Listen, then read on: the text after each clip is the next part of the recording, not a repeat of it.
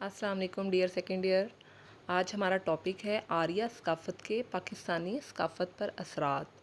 जिस तरह के हमने पहले पढ़ा था द्राविड़ों के हमारे माशरे पर असरात, जिस तरह द्राविड़ों ने हमारी सकाफ़त पर असरात छोड़े, इस तरह आर्या ने भी हमारी सकाफ़त पर काफ़ी असरात छोड़े हैं जो कि हमें नज़र भी आते हैं। आज हम पढ़ेंगे नरीना औलाद की ख्वाहिश।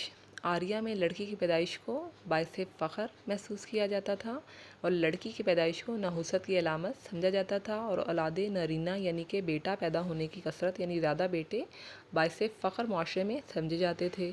हज़ारों साल गुजर जाने के बावजूद हमारे माशरे में लोगों के ख़यालात आज भी वही हैं। आज भी आप देख सकते हैं कि हमारे घरों में भी, हमारी सोसाइटी में मोस्टली, ठीक है ना, ये हम मेजॉरिटी की बात कर रहे हैं, हर घर की नहीं, मतलब स्पेसिफ़िकली मैं बात नहीं करी, मेजॉरिटी की बात कर रही हूँ कि हमारे माशरे में भी लड़के की पैदाइश पर कितनी खुशी मनाई जाती है, और लड़की की पैदाइश पर बेशक कितना गम नहीं किया जाता, लेकिन इतनी खुशी नहीं होती जितनी कि लड़के की पैदाइश पर होती है। और ये चीज़ें हमने आर्या से अडॉप्ट की हैं, आर्या से हम इस तरह मुतासिर हुए थे।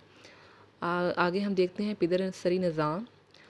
आर्या ने दूसरा जो हम पर असर डाला है वो है पिदरसरी निज़ाम, यानी कि हमारा माशरे में भी ओबियसली आपको पता है, हमारे घर में भी हमारे जो अब्बू हैं या पापा हैं उन्हीं को ही होल्ड हासिल है, उन्हीं को ही सारे फ़ैसलों का इख्तियार उन्हीं को हासिल है, यानी वही हमारे घर में ऑल इन ऑल होते हैं। पिदरसरी निज़ाम। आर्या ने बरसगीर पाको हिंद में पिदरसरी निज़ाम की बुनियाद रखी। इनमें दाखिली शादियों का रिवाज था, यानी कि अपनी ही ज़ात पात में शादी करने को दाखिली शादी कहते हैं। आज हमारे माशरे में पिदरसरी और दाखिली शादियों का रिवाज पाया जाता है। आगे है ज़ात पात। आर्या ने बरसगीर पाको हिंद में ज़ात पात के निज़ाम की बुनियाद डाली, और इनकी जो मशहूर ज़ातें थीं वो ब्राह्मण, कश्तरी, वेश और शूदर थीं। आज हमारा माशरा भी ज़ात पात के गैर लचकदार निज़ाम में तकसीम हुआ है। जैसे कि हमारी जो ज़ातें हैं अराई, जट, गुज्जर, सैयद, हम इन्हीं की बेस पर अपने लोगों को जज करते हैं कि ये अच्छी ज़ात के लोग हैं, ये घटिया ज़ात के लोग हैं। हकीकत में तो ओबियसली ऐसा नहीं है, इस्लाम में तो सब बराबर हैं, ये ज़ातें सिर्फ पहचान के लिए हैं। लेकिन ये जो कॉन्सेप्ट हमारे अंदर ज़ात पात की अच्छाई या निचाई का है, यानी ये ज़ात ऊंची है, ये घटिया है, ये हमने आर्या से लिया है, उनके कल्चर से मुतासिर होकर लिया है।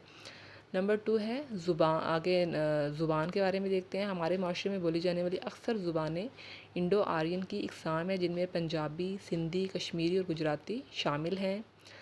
आगे है औरत की कम तर हैसियत। ओबियसली पहले हमने पढ़ा है कि औलाद नरीना को इम्पोर्टेंस दी जाती थी, लेकिन लड़की की पैदाइश को इम्पोर्टेंस नहीं दी जाती थी। इसी वजह से औरत को माशरे में अच्छा नहीं समझा जाता था, उसका मकाम घटिया था, और औरत को पाँव की जूती समझा जाता था। ना ही उन्हें जायदाद में हिस्सा दिया जाता था, बल्कि औरत को जायदाद समझा जाता था। इसलिए लड़की की पैदाइश को वो नहुसा समझते थे, और पाकिस्तानी माशरे में आज भी 21वीं सदी में भी औरत के बारे में इसी किस्म के ख़यालात हमारे जो दही इलाकों में उनमें तो खुसूसन ये पाए जाते हैं कि लड़की को इतनी अहमियत नहीं दी जाती घर में जितने के लड़के को दी जाती है। जागीरदाराना निज़ाम। आर्या ने बरसगीर पाको हिंद में जागीरदाराना निज़ाम की बुनियाद रखी थी। हमारा माशरा आज भी जागीरदाराना निज़ाम के पंजों में झगड़ा हुआ है। अनाज की काश्त। आर्या ने बरसगीर पाको हिंद में जौ और गंदम की फसल काश्त शुरू की उन्होंने, इसलिए दोनों फसलें आज हमारी अहम खुराक में शामिल हैं। मजहबी रहनुमाओं की तौकीर। आर्या में मजहबी काम जो है ब्राह्मण सर अंजाम देते थे, और माशरे में इनका रुतबा बहुत बुलंद था। हमारे माशरे में उलमाए कराम को वही मकाम हासिल है जो कि आर्या माशरे में ब्राह्मण को था, यानी कि जैसे कि मौलाना तारिक जमील हैं, कितने हम इन्हें इंपॉर्टेंस देते हैं, ठीक है। इस तरह हमारे और भी जो मजहबी रहनुमा हैं। आगे है लास्ट दही तर्ज ज़िंदगी। आर्या ने बरसगीर पाको हिंद में दही तर्ज ज़िंदगी का आगाज़ किया। वो अपने आप को छोटी छोटी बस्तियों में आबाद उन्होंने कर लिया, और इनके घर लकड़ी या घास फूस की बनी हुई बड़ी बड़ी झोंपड़ियों जैसे थे।